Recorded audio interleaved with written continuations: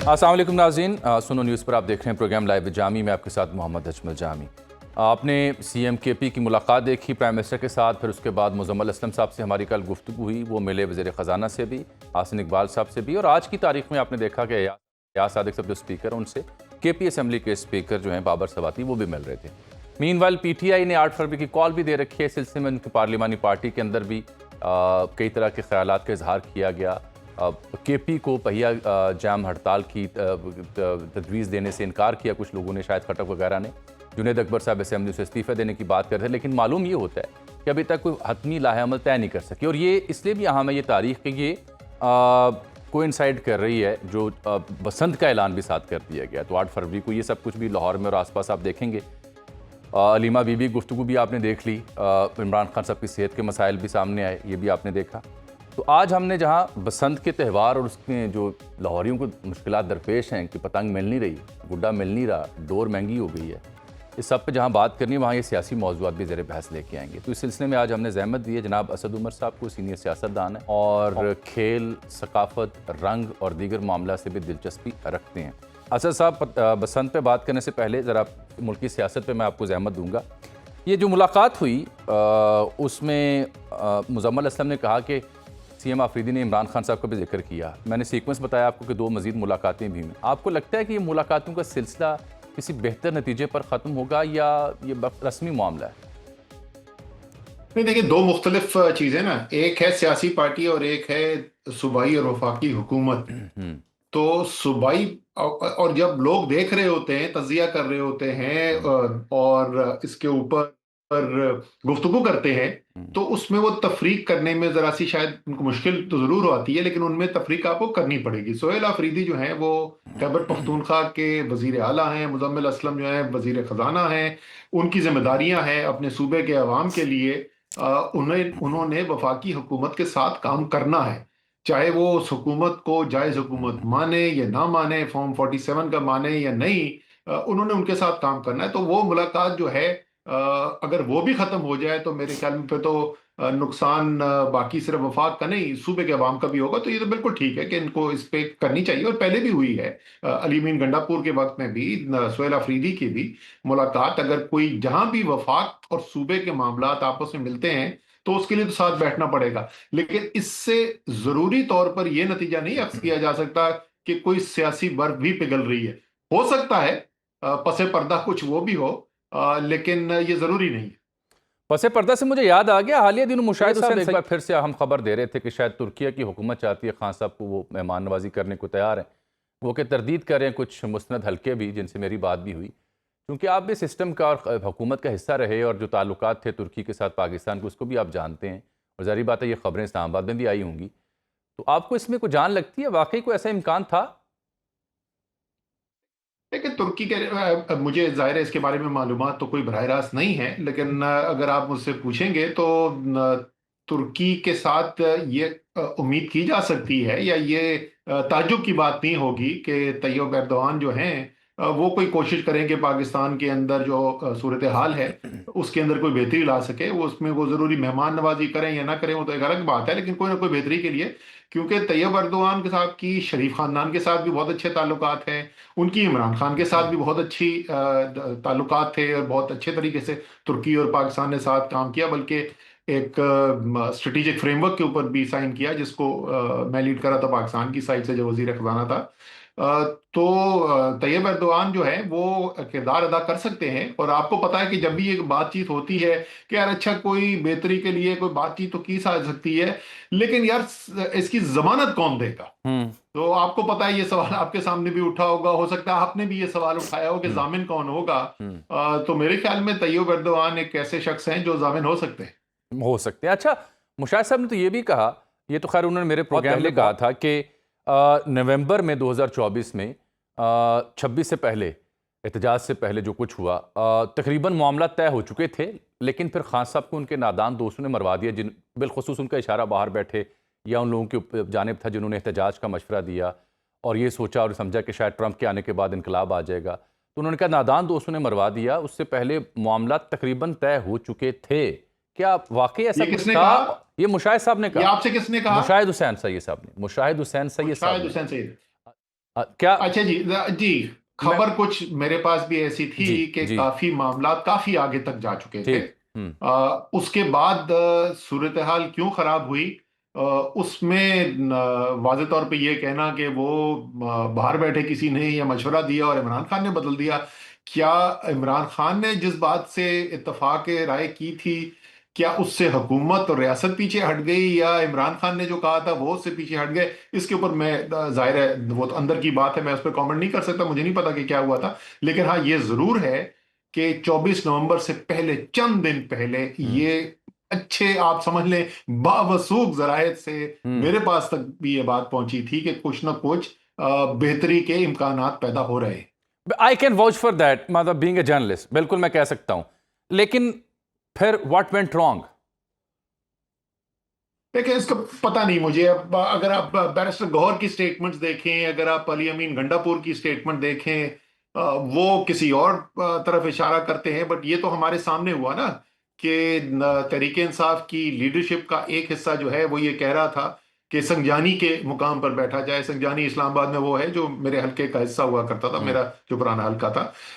और बाकी लोगों का ख्याल था कि नहीं, खान साहब की जो पहले कॉल थी वो डी चौक के लिए ही थी, इसलिए डी चौक ले जाया जाए और वहीं पे क्याम किया जाए।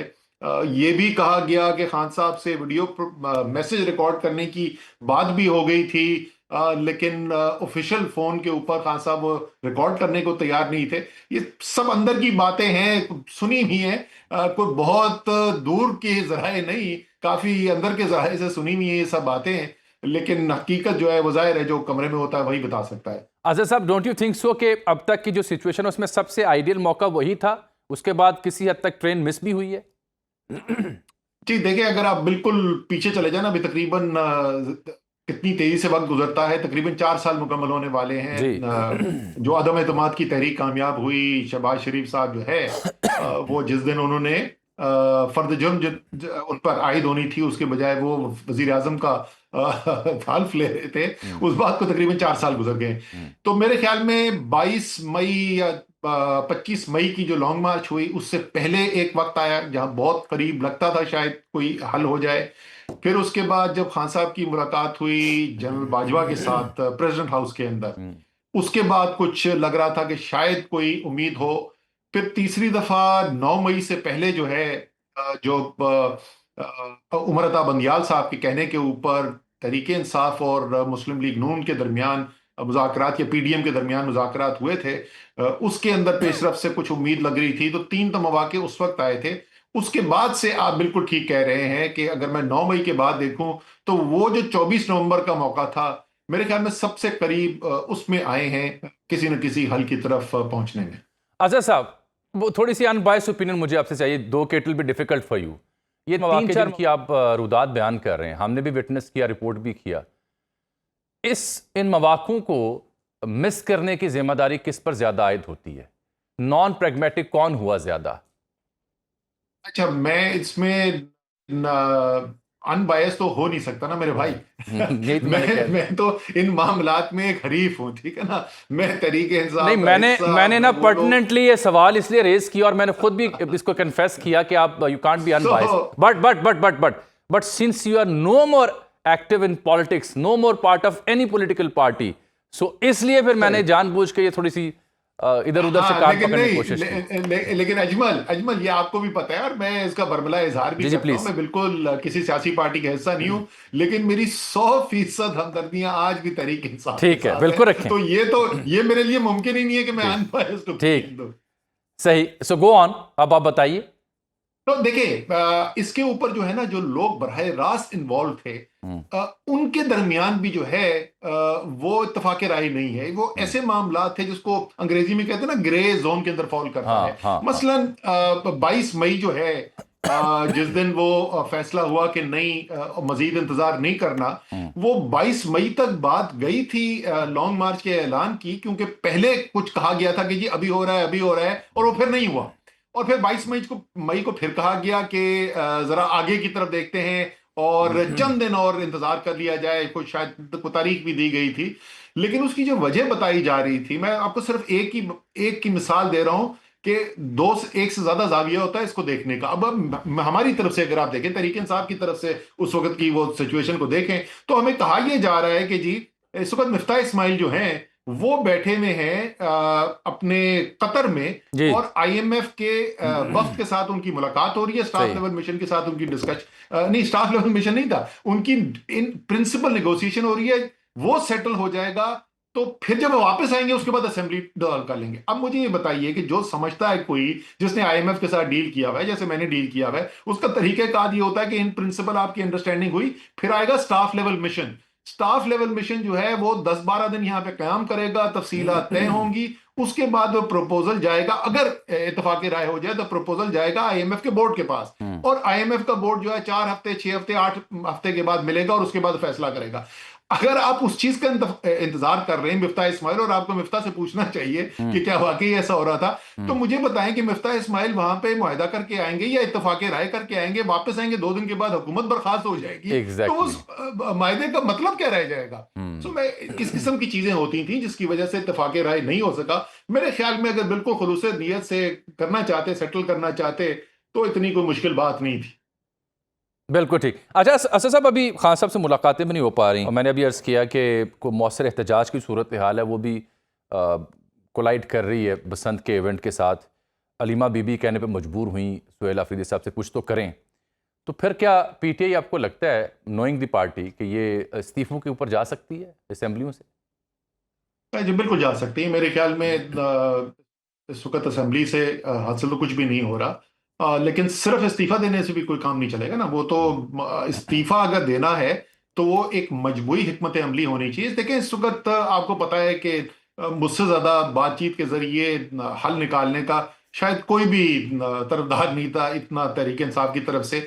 शुरू से मैंने ये बात की है, लेकिन मैं अब पिछले 1 साल से तवातुर से ये भी कह रहा हूं कि जनवरी 2025 के बाद से तो तहरीक इंसाफ से कोई बात ही नहीं कर रहा है। उनको तो आप दीवार से लगाए चले जा रहे हैं, लगाए चले जा रहे हैं, लगाए चले जा रहे हैं। टॉप लीडरशिप को 4-4, 5-5 दफा 10-10 साल की सजाएं हो चुकी हैं, इमरान खान से मुलाकातें बंद हो चुकी हैं, अब वो डॉक्टर की रिपोर्ट शेयर नहीं करके दे रहे।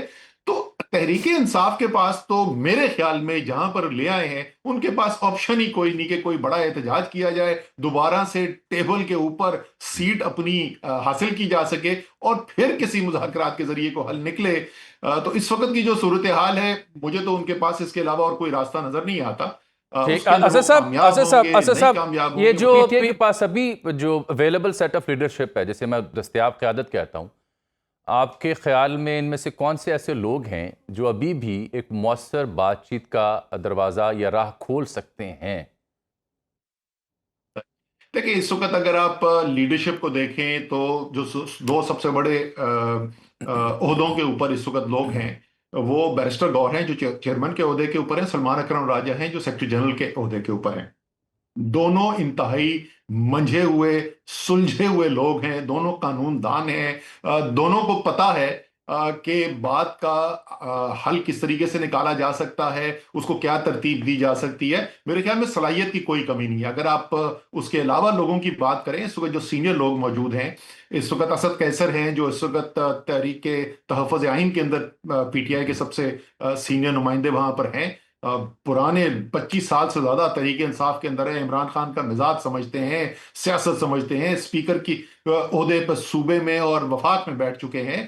आतिफ खान हैं, जुनेद अकबर हैं, बहुत लोग हैं। उसमें मेरे ख्याल में कोई लोगों की कमी नहीं है ऐसी कि जो ये काम कर सकते हैं। उसके अलावा मेरे ख्याल में जिनको अगर आप वाकई हल निकालना चाहते हैं, जिन लोगों को शामिल करना चाहिए, अगर हुकूमत वाकई में इसके लिए नीयत रखती है ना, शाह महमूद कुरैशी को इन्वॉल्व करें, यास्मीन राशिद को इन्वॉल्व करें, एजाज चौधरी को, मियां महमूद रशीद को, उमर सरफराज चीमा को। क्योंकि देखें जो बाकी लोग बात करते हैं ना, तो उनको एक ये भी डर होता है कि उनके ऊपर कहीं ये इल्जाम ना लगे कि वो कॉम्प्रोमाइज हैं।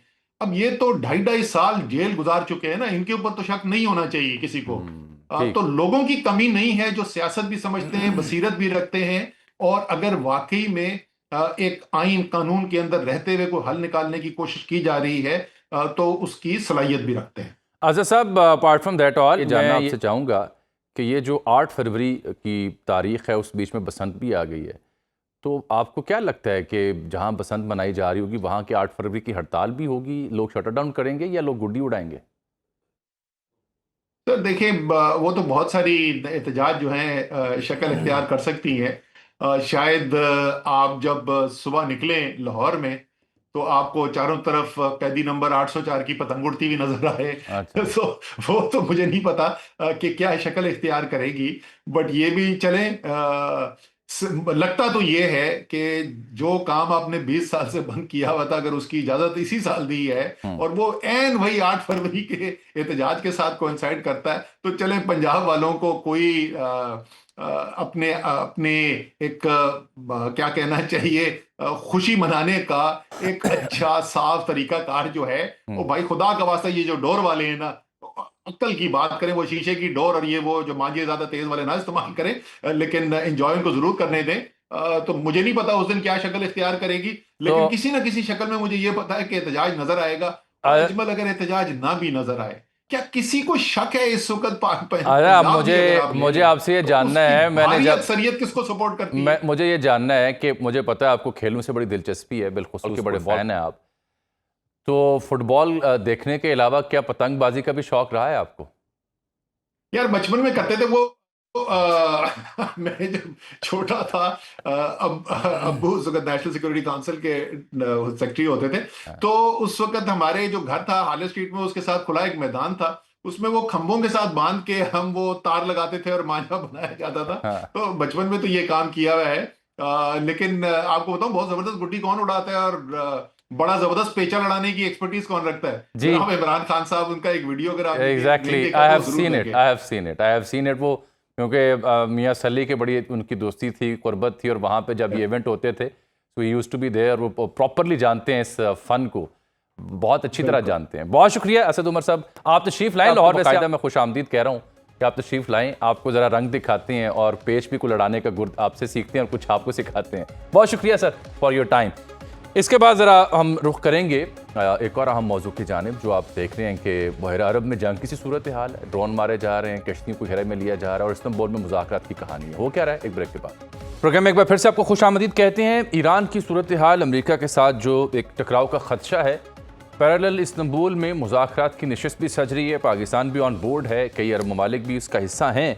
लेकिन रात के मैंने देखा कि कुछ अखबारों ने, इंटरनेशनल मीडिया ने, ये रिपोर्ट किया कि ईरान गालिबन चाहता है कि ये बायलैटरल मुज़ाकरात हों और इसको इस्तांबुल की बजाय ओमान मुंतकिल कर दिया जाए। ये तो है अपनी जगह कहानी। असल जो तशवीश है और जो ख़तरनाक सूरत हाल है, वो बहरा अरब में और आबनाए हुर्मुज़ में है। वो ऐसे कि कल ईरानियन कुछ ड्रोन्स जो हैं, वो जो अमरीकी बहरी बेड़ा है इब्राहिम लिंकन, उसकी जानिब वो गए, और सेंटकॉम के जो तर्जुमान हैं, ये ज़िम्मेदार हैं नेवी के, उन्होंने रॉयटर्स को तस्दीक की कि अमेरिका ने अपने जदीद तैयारे उड़ाए F-35, उसके ज़रिए ईरानी ड्रोन भी मार गिराए। यही नहीं बल्कि जो स्ट्रेट ऑफ हुर्मुज़ है, वहाँ पे एक अमरीकी वेसल, एक शिप वहाँ से गुजर रहा था, उसको भी पासदारान इनकलाब की जंगी कश्तियों ने रोकने की कोशिश की। फिर वहाँ पे सूरत हाल कशीदा हुई। तो एक जंग ऐसा माहौल है बहरा अरब में और आसपास के इलाकों में, और पैरेलल मुज़ाकरात भी, इसको भी समझने की कोशिश करते हैं। फिर इंडिया के हवाले से भी कुछ खबरें हैं, वो भी डिस्कस करेंगे। हमने ज़हमत दी आज अहमद अल अरबी साहब को, बड़े नामवर हमारे दानिश्वर, तज्ज़िया निगार, इंटरनेशनल अफेयर्स के ऊपर बड़ी गहरी दस्तरस रखते हैं। अहमद, बहुत शुक्रिया आपके वक्त का। ये हुआ क्या है जो ईरानियन ड्रोन्स आए हैं इब्राहिम लिंकन की जानिब, व्हाट हैपेंड देयर, क्या तस्दीक हो रही है इस सिलसिले में? देखिए, बहुत शुक्रिया जामी भाई। इसमें देखिए 2-3 चीज़ें बहुत इंपॉर्टेंट हैं। हमें 3 एक्टर्स इस वक्त मिडल ईस्ट के अंदर जो हैं वो एट प्ले हैं। एक ईरान है, दूसरा अमेरिका है, और तीसरा एक स्पॉइलर है बहुत बहुत बड़ा, जिसका नाम इसराइल है। अमेरिका की पिछले कुछ दिनों से, कुछ अरसे से, चंद महीनों से आप वाजे हो गया पूरी दुनिया को कि अमेरिका की ये कोशिश है कि वो एक्टिवली ईरान के साथ जंग में इन्वॉल्व ना हो। राइजिंग लाइन 1 में भी आपने देखा जितना प्रेशर था उन पे कि वो ट्रूप्स बूट्स ऑन ग्राउंड करें, ईरान के ऊपर हमला करें, उसके थ्रू डोनाल्ड ट्रंप ने उसको बड़ा क्लेवरली अवॉइड किया। और B-2 बॉम्बर्स वाली एक फेस सेविंग दी, खाली मैदान था, उसके ऊपर उन्होंने बम गिराया। ईरान ने भी कहा कि इसके नीचे कुछ नहीं था, और फिर ईरान ने जवाब में कतर की एक ऐसी एयरबेस के ऊपर, अमेरिकन एयरबेस के ऊपर अटैक किया जो कि एक हफ्ता पहले खाली हो चुकी थी। तो एक फेस सेविंग हुई और जंग खत्म हो गई। अच्छा, अब दोबारा से जब से नेतन्याहू का विजिट हुआ है अमेरिका का, एक कैंपेन बाकायदा तौर पे इसराइल ने लॉन्च किया है कि वो राइजिंग लाइन 2 कर रहे हैं, और अभी भी डोनाल्ड ट्रंप इसको अवॉइड कर रहे हैं। अब इसमें कैटेगोरिकली जो स्टेटमेंट सबसे इंपॉर्टेंट है वो ये है कि जब वेनेजुएला के ऊपर जो ऑपरेशन अमेरिका ने किया था, उसके बाद एक प्रेस कॉन्फ्रेंस हुई थी व्हाइट हाउस में, जिसमें ट्रंप के एक साइड पे मार्को रूबियो बैठे थे, दूसरी साइड पे जेडी वेंस बैठे थे, और ट्रंप ने कहा था कि Iran will hit Iran where it hurts the most but boots on ground is not an option, ये बाकायदा स्टेटमेंट दिया। और उस इवेंट के ऊपर टकर कार्लसन इनवाइटेड थे, जो कि एंटी इसराइल पोस्टर बॉय हैं। सो अभी हो ये रहा है कि अमेरिका और ईरान ये दोनों चाह रहे हैं कि जंग को किसी तरीके से अवॉइड किया जाए, लेकिन इसराइल की जो स्ट्रेटेजिक रिक्वायरमेंट है वो ये है कि किसी फॉल्स फ्लैग ऑपरेशन के थ्रू, किसी प्रोवोकेशन के थ्रू अमेरिका को इस जंग में एम्ब्रॉयल किया जाए। सो उसी कॉन्टेक्स्ट में जो इस तरह के छोटे मोटे वाकयात आपको नजर आ रहे हैं, ये उसी एक चीज का हिस्सा है। There are factors within America, within American establishment, जो कि चाहते हैं कि अमेरिका जंग करे, लेकिन इस वक्त वो लॉबी जो एंटी वॉर है वो इस वक्त इक्तदार में भी है, उनको अमेरिका फर्स्टर्स कहते हैं, और वो ये चाहते हैं कि इस जंग को अवॉइड किया जाए, बल्कि ना सिर्फ अवॉइड किया जाए बल्कि अमेरिका मिडिल ईस्ट से ही निकल आए। सो ये लार्जर पिक्चर है जो मिडिल ईस्ट में हो रहा है। तो ये स्ट्रेट ऑफ हॉर्मज में क्या हुआ? पाकिस्तान इनकलाब की जंगी कश्तियों ने भी एक अमेरिकी वेसल को रोकने की कोशिश की। जी बिल्कुल, रिपोर्ट किया गया है इसको, लेकिन इसके ऊपर इससे ज़्यादा डिटेल्स जो हैं इरानियन गवर्नमेंट की तरफ से नहीं आई। ज़्यादा स्पेकुलेटिव डिस्कोर्स है जो सोशल मीडिया पे भी चल रहा है, अखबारात में भी चल रहा है, लेकिन ऑफिशियली ये जो ड्रोन वाला वाकया हुआ इसके ऊपर तो अमेरिकन जो गवर्नमेंट की तरफ से एक वाज़ेह स्टैंड आया है, लेकिन ये जो कश्ती के रोकने वाला वाकया है इस पे आई थिंक जब तक ऑफिशियली एक डिटेल्ड तो ओवरव्यू अहमद, नहीं आ जाता आपको इरानियन आपको गवर्नमेंट अब की क्या तरफ से या क्या अमेरिकन की तरफ से, आपको स्पेकुलेट करना आपको जो है। आपको क्या लगता है कि जो जंग के ख़्वाहां हल्के हैं वहाँ वाशिंगटन में बैठे हुए, क्या वो प्रवेल करेंगे? ईरान के साथ जंग नागुज़ीर हो चुकी वहाँ पे ट्रंप के लिए, उनके अपने सिस्टम के लिए, या फिर जंग ना करना और मिडिल ईस्ट से निकलने वाली जो अंडरस्टैंडिंग है वो प्रवेल करेगी? लेकिन जानवे इसमें कुछ भी हो सकता है। अभी अगर आप हिस्टोरिकली अगर देखें पिछले एक साल के अंदर, हर पॉइंट के ऊपर जो अमेरिका फर्स्टर्स हैं जो जंग नहीं चाहते, और वो इस वजह से नहीं कि उन्हें अमन पसंद है, वो कहते हैं कि अमेरिका के रिसोर्सेज को अमेरिका में लगना चाहिए, वो कामयाब होते रहे हैं। जो प्रो वॉर हैं यानी जिसको नियोकॉन्स कहते हैं, उनके ऊपर एक क्रैकडाउन बाकायदा तौर पे जारी है। 1997 1998 में मैं एक एशली जे टैलिस नामी एक शख्स था, एक इंडियन अमेरिकन था, जो कि उस लॉबी का हिस्सा था जो अमेरिका को इस सारी मिडिल ईस्टर्न जंगों में जिसने इन्वॉल्व करवाया। अभी अक्टूबर में डोनाल्ड ट्रंप ने उसको एस्पियोनाज के ऊपर सजा दिलवाई है, डोनाल्ड ट्रंप के एडमिनिस्ट्रेशन के अंदर ये हुआ है। सो उनके ऊपर क्रैकडाउन भी जारी है, और जो प्रिवेल कर रहे हैं इस वक्त वो अमेरिका फर्स्टर्स कर रहे हैं। लेकिन दूसरी तरफ जो ये नियोकॉन्स हैं या एपैक है, हाँ। इनकी अमेरिकन सिस्टम के अंदर जड़ें बहुत ज्यादा मजबूत हैं, जिसको हम आम जुबान में इसराइली लॉबी कहते हैं। उनकी स्ट्रेंथ और उनके पंजे बहुत मजबूत हैं। सो इस पे कंक्लूसिवली कुछ नहीं कहा जा सकता कि कौन प्रिवेल करेगा, लेकिन पिछले एक साल के अंदर हर मोड़ के ऊपर जो अमेरिका फर्स्टर्स हैं वही कामयाब होते रहे।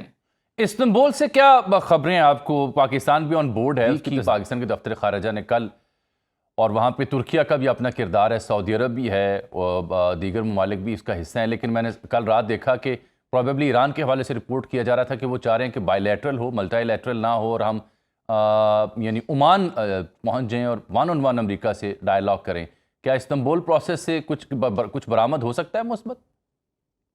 देखिए, अगर जितने ज़्यादा एक्टर्स, जो मेरी अपनी अंडरस्टैंडिंग है, जाहिर है ईरान की जो आपने बात की है, आई डोंट नो कि उनके ऑफिशियल गवर्नमेंट ने ये बात की है या अगेन उनके अनऑफिशियल सोर्सेज से ये बात आई है, लेकिन जनरल जो अंडरस्टैंडिंग होती है इंटरनेशनल रिलेशंस में वो ये होती है कि जब आप कॉन्फ्लिक्ट रेजोल्यूशन की तरफ जाते हैं तो मल्टीलेटरल जो फॉरम्स होते हैं वो हमेशा ज़्यादा अच्छा रिजल्ट यील्ड करते हैं as compare to bilateral forums.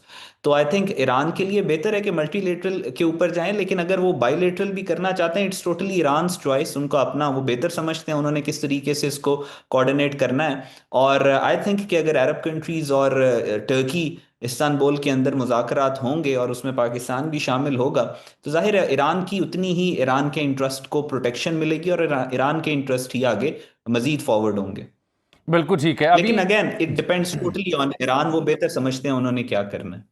बिल्कुल ठीक। अच्छा, मैं ज़रा साथ डिस्कस करना चाह रहा हूँ आपसे इंडिया वाला ट्रंप ने ट्रूथ सोशल बहुत लंबा छोड़ा एक पोस्ट की हुई थी, और उसने तो ये भी दावा किया कि इंडिया जो है वो मान चुका है रूस से वो तेल नहीं खरीदेंगे, वेनेजुएला अमेरिका से खरीदेंगे, बस कुछ ऑफर भी की उसने, टैरिफ भी नीचे किया।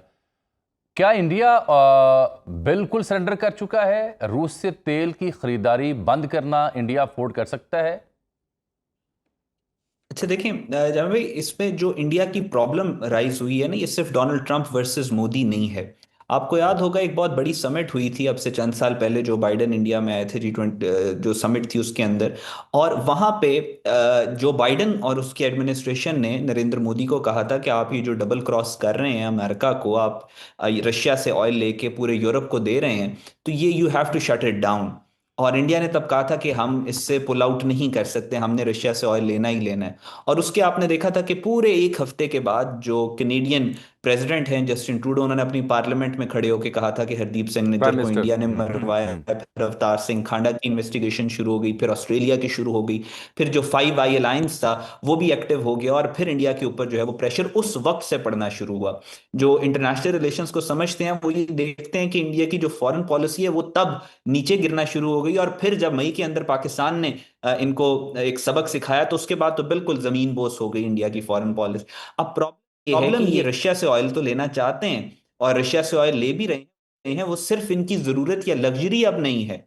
रशिया ने भी अपने इंटरेस्ट को प्रोटेक्ट करने के लिए लेयर अपॉन लेयर जो है एक्सपोर्ट्स की वो रखी हुई है। इंडियन वेपन इंडस्ट्री रशिया पे बहुत ज्यादा डिपेंडेंट है, इंडियन एमिनेशन बहुत ज्यादा रशिया पे डिपेंडेंट है। उसके अलावा इंडिया की जो इंटेलिजेंस नेटवर्क है वो भी रशिया पे बहुत ज्यादा डिपेंडेंट है। रशिया जब ये देख रहा है कि इंडिया को अमेरिका ने भी कोल्ड शोल्डर दिखा दिया और चाइना ने भी दिखा दिया, तो रशिया भी पूरी कोशिश कर रहा है कि इंडिया को कंप्लीटली निचोड़े, वहां से अपना इंटरेस्ट जो है वो लेके जाए। सो इंडिया इस वक्त बहुत टाइट स्पॉट में है। और आपने ये उस बात से आपको अंदाजा हो गया होगा कि ऑयल वाली बात के ऊपर अभी कब्रिस्तान की खामोशी है भारत में। ट्रंप की स्टेटमेंट है, लेकिन इंडिया की तरफ से कोई ऑफिशियल स्टेटमेंट नहीं आई। नहीं और देखने को मिली। जी, तो ये इट शोज कि इंडिया कितना बैकफुट पे अपनी फॉरेन पॉलिसी को लेके। तो इसका मतलब ये हुआ कि रशिया वाला जो पर्सपेक्टिव है उसमें सबसे बड़ा जो डैमेजिंग इंडिया के लिए वो उनकी रिलायंस है रशियन डिफेंस सिस्टम के ऊपर, रशिया के साथ जो उनकी डिफेंस लेन देन है, क्योंकि वहाँ से वो, अगर अमेरिका ने जो बातें की अगर वो दुरुस्त साबित होती हैं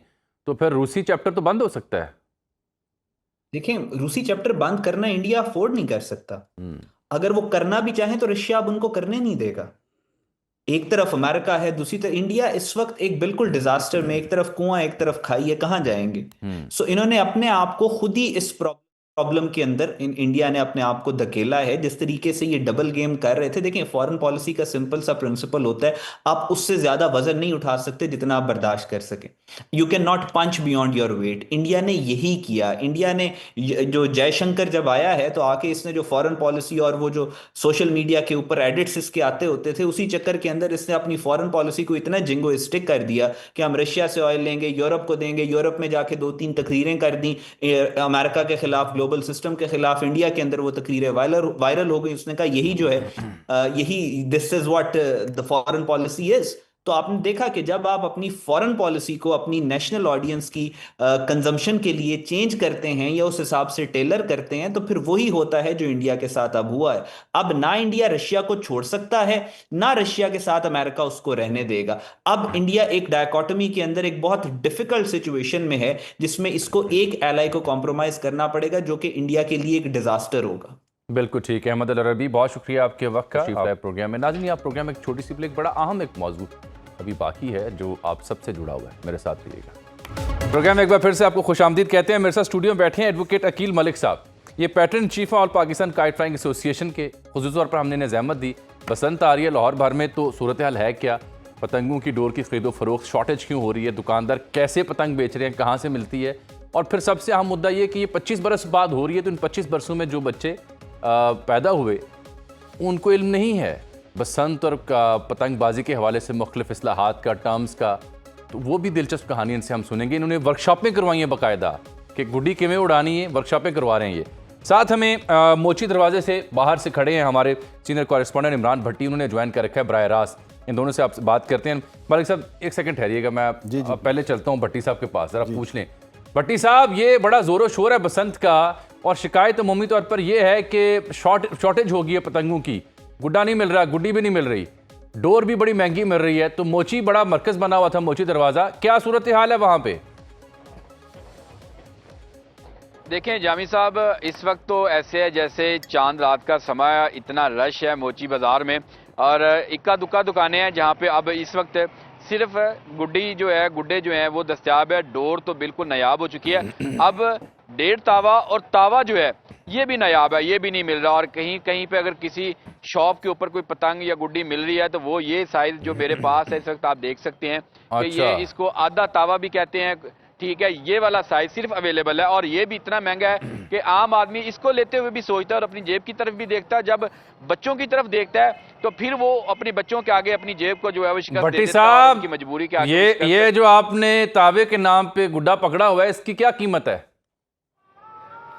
ये देखें, ये छोटा सा है, आधा तावा है और इसकी कीमत इस वक्त जो है वो 250 रुपए है। और आप अगर शॉपकीपर से पूछें कि ये कितने का है, जो कहते 250 का, आप कहें थोड़ा सा कम कर लें, वो कहते हैं भाईजान अगली शॉप पे चले जाएं। वाह, यानी कि ये क्या सिचुएशन बात है इस वक्त बाजार के अंदर। और वो आगे आगे कहते हैं कि आप आगे चले जाएं, आप किसी और जगह से पता कर लें। ये भी नहीं मिल रहा, अब ये भी शॉर्ट हो चुके। एक दिन बाद डोर तो बिल्कुल नहीं मिल रही। अगर किसी के पास डोर का पिन्ना अवेलेबल है तो वो जामी साहब 25 से 30 हजार रुपए में मिल रहा है इस वक्त। अच्छा, मार्केट में अगर किसी के पास है। पहला लेकिन भट्टी साहब, जी, जी। ये इसकी कीमत तो बहुत कम थी और को नोटिस में लिया ने को 8-10 हजार में शायद मिल रहा था, तो अब मिल ही रहा, डोर बिल्कुल नहीं मिल रही। बिल्कुल, ये अब मिल ही नहीं रही। लोग गुड्डे पतंगे तो खरीद रहे हैं लेकिन डोर का वो पूछते हैं और बस यही देखते हैं किससे करेंगे। अब किसी से पूछते हैं कि भाई आपने इतनी पतंगे डोर गुड्डे ले लिए डोर, तो वो कहते हैं शायद अब हमें धागे का सहारा लेना पड़े, खुद ही धागा खरीद के सिर्फ धागे पे हम लोग इसको उड़ा सकें। और हुकूमत ने तो इजाजत दी कि आप दीगर सूबों से भी मंगवा सकते हैं, लेकिन ये इजाजत बहुत लेट मिली है उन्हें। आप 2 दिन कबल तो इजाजत है कि आप कसूर से, शेखुपुरा से, फैसलाबाद से मंगवा सकते हैं, लेकिन वहां पे तो मैन्युफैक्चर को इजाजत ही नहीं थी तैयार करने की। उनको लाइसेंस भी लेट दिए, 1 दिन कबल लाइसेंस मिला है और एक दिन में कितना माल तैयार कर सकते हैं। जाहिर सी बात है डोर ने तैयार होना है, उसने पूरा एक प्रोसेस है, प्रोसेस मुकम्मल होगा, फिर वो उसके बाद वो पिन्ना जो बनाया जाता है, फिर वहां से फिर यहाँ पे लाहौर पहुंचेगी दीगर शहरों से। तो एक टाइम टेकिंग चीजें थी। हुकूमत ने अब लेट इसको अप्रूवल दी इसकी, तो अब वही चीजें जो है यहाँ पे लाहौर के ऊपर, लाहौर की मार्केट के ऊपर, लाहौर के शहरियों के ऊपर असरअंदाज हो रही है कि लाहौरिये जो है परेशानी का शिकार है कि अगर ये इसीलिए भट्टी साहब जरा मेरे साथ रहे, इसीलिए आपके इसी शिकवे और शिकायत के लिए आज हमने जहमत दी हुई एडवोकेट अकील मलिक साहब की हुआ है। 25 साल बाद पतंग अपना इजाज़त मिली है पतंग उड़ाने की, ना डोर मिल रही है ना पतंग मिल रही है। क्या हुआ? क्या बहुत ज़्यादा तादाद में लोगों ने ख़रीद ली? वजह क्या बनी है? वजह ये बनी है जी, जो पहले बसंत होती थी 364 दिन डोर और पतंग तैयार होती थी और एक दिन की सेल होती थी और एक दिन में तमाम दुकानदार जो हैं वो फ्री हो जाते थे अपना सारा सामान बेच के। इस दफ़ा ये हुआ है कि 30 दिसंबर को नोटिफिकेशन आया डीसी साहब का, जिसमें 6, 7 और 8 फरवरी को बसंत की डेट्स अनाउंस की गई हैं। अब उसमें जब ये नोटिफिकेशन आया है उस वक़्त शदीद धुंधें चल रही थी और तकरीबन 12-13 जनवरी तक मौसम बहुत ख़राब रहा, जिसकी वजह से डोर की तैयारी तो ओपन एयर में होनी थी, वो हो नहीं सकी।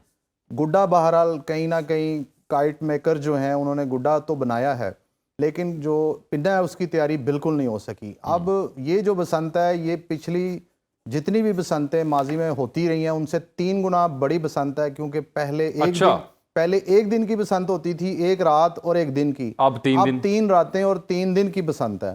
तो इतनी बड़ी बसंत है जिसका हुजम 3 गुना बड़ा है, लेकिन तैयारी जो है वो पूरे साल की बजाय सिर्फ 1 महीने की तैयारी हो सकी है। और लाहौरियों के अंदर एक बहुत जोश और वलवला, ये रिएक्शन जो है ये एस्टिमेटेड नहीं था। अच्छा, लग रहा था कि लोग इसको वेलकम करेंगे क्योंकि बहुत सारे लोग इसको क्रिटिसाइज करते थे, लेकिन आज जब नहीं नताए जिसके बरक्स निकले हैं। बिल्कुल मैं बरक्स आपसे अर्ज निकले करूं, लाहौर भर के होटल्स फुली बुक्ड है, जी जी जगह ही नहीं मिल रही किसी रेस्ट हाउस होटल में। ये मैं पर्सनली आपको बता रहा हूं, मैंने चेक किया, कुछ अजीजों अकारिब को ठहराना था। और ये डोर और पतंग की जो शिकायत है वो आप सबसे सुन ली, वहां पे मोची दरवाजे के बाहर खड़े हैं, सूरत हाल ये। तो आप कह रहे हैं कि ये एस्टिमेट नहीं था, एक्सपेक्टेड नहीं था, इसलिए शॉर्टेज हुई है, बहरान हुआ है। जी, बहुत बहरान हुआ है। हालांकि लाहौरियों ने इसको ऐसा वेलकम किया है कि आप भी बाहर रोड्स पे जाएं तो आपको 10 में से 9 बाइक्स के ऊपर रॉड लगे नजर आ रहे हैं। अच्छा, ये भी बड़ा वैसे मौजूदा हुआ है। ये बहुत मौजूदा हुआ है।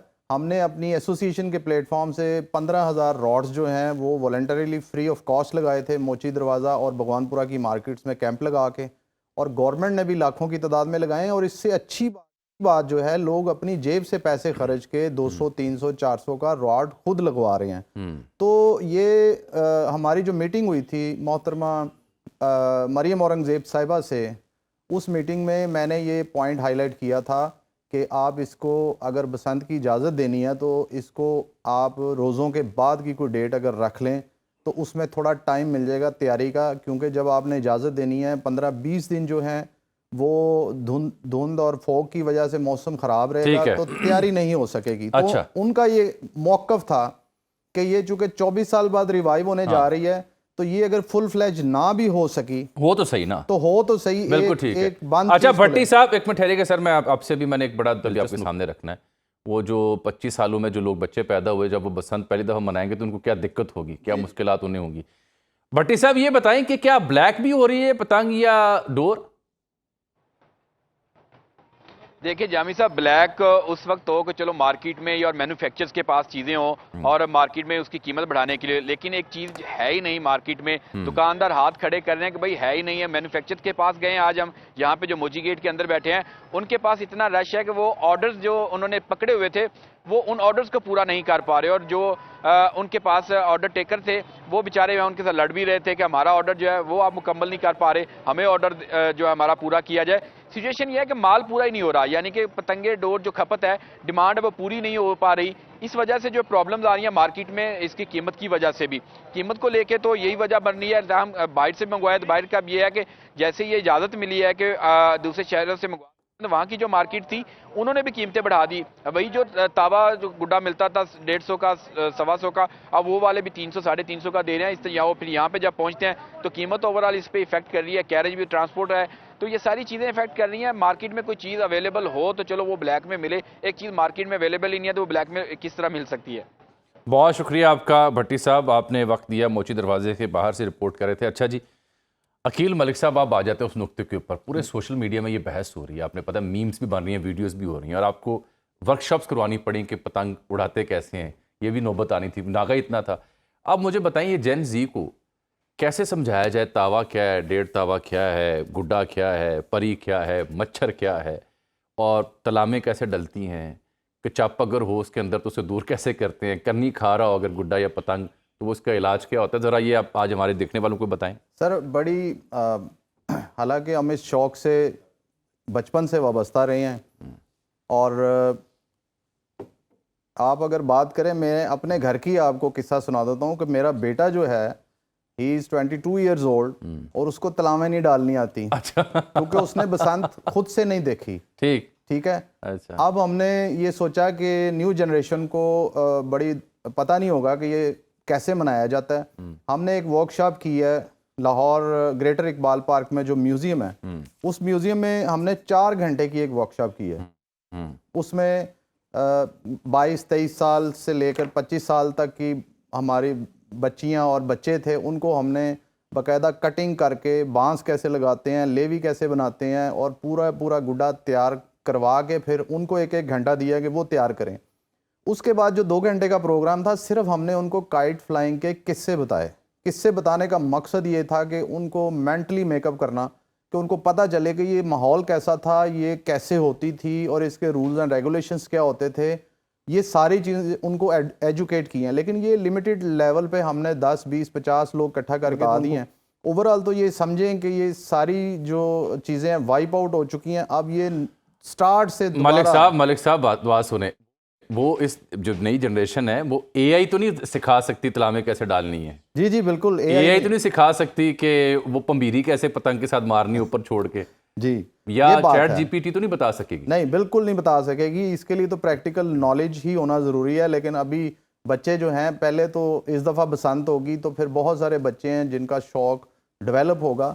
अब हम अपने ऑन पे एसोसिएशन की तरफ से कोशिश कर रहे हैं, गवर्नमेंट की तरफ से हम बहुत मतलब इसको वेलकम कर रहे हैं कि जो सीएम साहबा ने ये जो स्टेप लिया है, ये बहुत बोल्ड स्टेप था, और इस स्टेप की वजह से जो लाहौर की इकोनॉमी है उसमें बहुत बूम आया है और लोगों ने बहुत अच्छा इसको फील किया। अंदरून की छतें बुक हो गई हैं जी, अंदरून की छतें बुक हो चुकी हैं जी। लोग इंतज़ार कर रहे हैं, कैटरिंग का ऑर्डर्स हैं, और पता नहीं औरतें कपड़े ख़रीद रही हैं, बहुत कुछ हो रहा है। और ये बड़ी ज़बरदस्त एक एक्टिविटी है जो स्टार्ट हुई है और जान पड़ गई है, समझ लें, लाहौर में 24 साल बाद। ये बिल्कुल मुरझा गया था लाहौर। नहीं, मेरी ख्वाहिश और दुआ है कि ये लाहौर जगमगाए, पाकिस्तान जगमगाए, तमाम शहर जगमगाएं और हिफाजती इक़दामात के साथ। बेशक। तो बहुत शुक्रिया मलिक साहब तशरीफ़ है, लेकिन अगली बार ये ध्यान रखियो पतंग मिलनी चाहिए जी, इंशाल्लाह बिल्कुल। आपकी मैन्युफैक्चरिंग पूरी नहीं हुई पूरे साल की, हाँ। अगर देखें, इन्होंने इजाज़त भी जो दी है दूसरे शहरों से, एक्चुअली मसला जो आया ना वो पिन्ने और चरखी की वजह से है। चरखी एक जो कारीगर है वो दिन में अगर सपोज़ 10 चरखियाँ भी तैयार कर सकता है ना, तो पिन्ने वो बमुश्किल 3 या 4 करेगा। टाइम टेकिंग है, उसकी तैयारी में बहुत टाइम लगता है। पिन्ने को बांधना पड़ता है, चरखी जरा सीधी मशीनी भी हो जाती है। मशीन से ही होती है, आप तो हाथ से होती नहीं है। ठीक, बहुत शुक्रिया मलिक साहब, आप तशरीफ़ लाए। नाज़रीन, आज के लिए इजाज़त दीजिए, आपसे मुलाकात होगी अगले प्रोग्राम में, तब तक के लिए अल्लाह।